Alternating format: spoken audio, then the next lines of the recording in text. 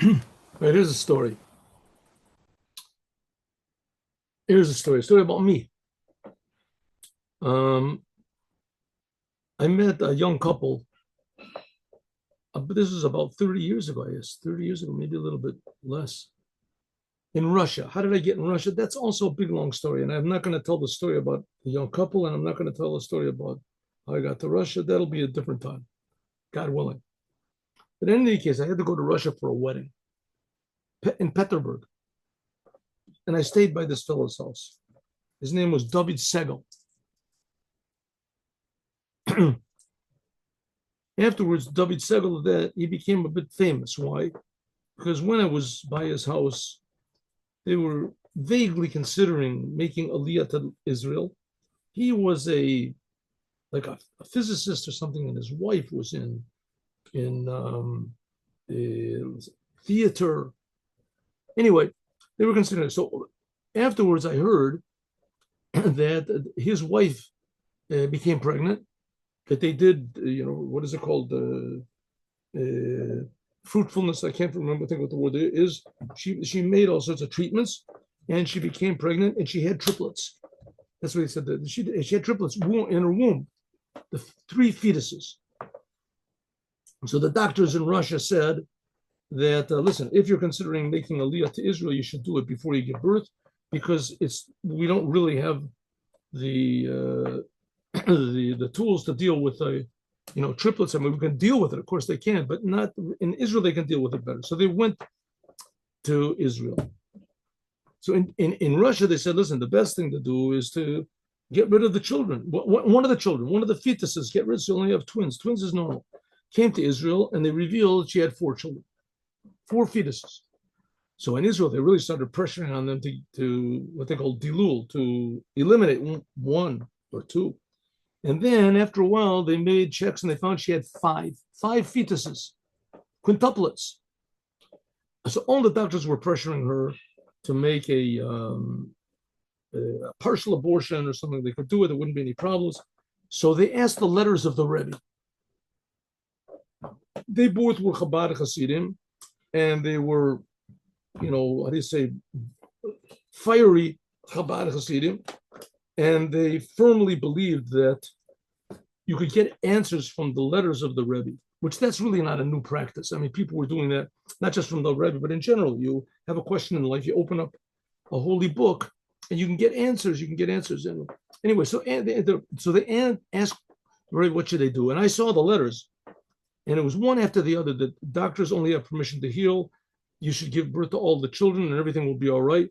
And the doctors were really, really pressuring them, and they just ignored the doctors totally. And they said, you're going to die, and the babies are going to die, and you're endangering everybody, and it's forbidden to do what you're doing. And we'll get the police to force you, and we'll get the this and then. In any case, they stood against all of the pressures, against all the professors and all the experts. And in the end, she gave birth to quintuplets. One of them had a little bit of problem, something with his lungs, but that I think they're already married. All of them are married. Okay, quintuplets. So after she gave birth to these quintuplets, like 2 years later, something like that. So this is where my story starts. So David Segel calls me up. He lives in Jerusalem. I live in Kfar Chabad. It's about, if there's no traffic, like in the nighttime, you can make it there in 40 minutes, but usually it's about an hour. He calls me up and says, Rabbi Bolton, yes, I deserve a mazel tov. I said, what happened? He said, my wife gave birth to a baby. And I know she gave birth to five. Said, no, this is another baby, a fifth baby. And this one was natural, without any treatments. All the doctors had said previously she cannot give birth naturally. She has to have treatments. And this baby was born naturally. So I said, mazel tov, this is wonderful news. There's going to be a bris. I'm making a bris. It was a boy, a bris. I said, okay, I'll try to come. When is it going to be? In another hour. I said, another hour? How am I going to make it to Jerusalem in another hour? At that time, I didn't have a car. I said, another hour? How am I going to make it to Jerusalem in another hour? I don't have a car. I'm going to have to hitchhike. It was a cold day. It was in the winter in Israel. In the winter in Israel, it's raining. And so I said, it's a rainy day, and it's cold outside. And, I'm going to have to hitchhike. just getting to the corner, is going to take me, maybe 10 minutes, even if I put on my coat right now. I'm sorry, I can't make it. He said, Rabbi Bolton, are you a chassid? So I said, I tried to make it. He said, chassid does not make any considerations. Chassid does what he has to do. You come to the bris. I said, okay, good. It's going to be, I figured I'll go out and I'll stand on the corner for, half an hour. Nobody's going to come. I'll call him up and I'll say I missed it. So I put on my coat. I go to the corner, to the entrance. I live on like sort of a, anyway, I go to the corner, to the exit to where my road goes into the road. I just stand there for maybe a minute. All of a sudden, this car, I see a bunch of a cloud of dust approaching me, and a car whizzes by me. I don't know how fast. This is in an urban district. He's going, who knows how fast. Puts on the brakes, screeches the brakes, does a reverse, stops in front of me, says, where are you going? I said, I'm going to Jerusalem. Get in. So I figured, okay, I get in. I figured someplace in Jerusalem is good. I'll take a cab from where he lets me off. I'll take a cab. So he drives, and the guy drives like the whole time like I'm pressed against the chair. And he's driving and he's turning and he's going. He's driving like the whole way. He's driving like 70, 80 miles an hour, just, racing through, cutting through traffic. About 40 minutes later, he stops. He says, that's it. Jerusalem, where are you getting? So he says, where are you trying to get to? So I said, I'm trying to get to this, what is it?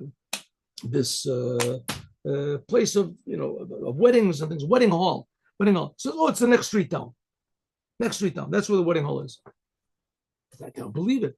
So I said, thank you very much. Shook my hand, and that's it.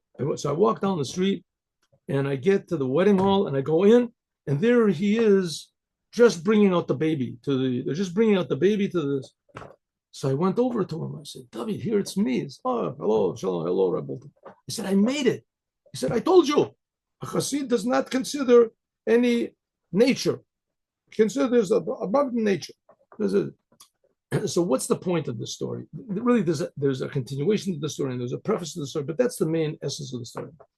The point of the story is that if we don't pay attention to nature to do good things, then it could be that God will help us. And if we really don't consider nature, then for certain God will help us. In any case, this fellow, David Segal, he certainly didn't consider nature, and therefore he has 5 children. He didn't make the abortion like all the doctors said.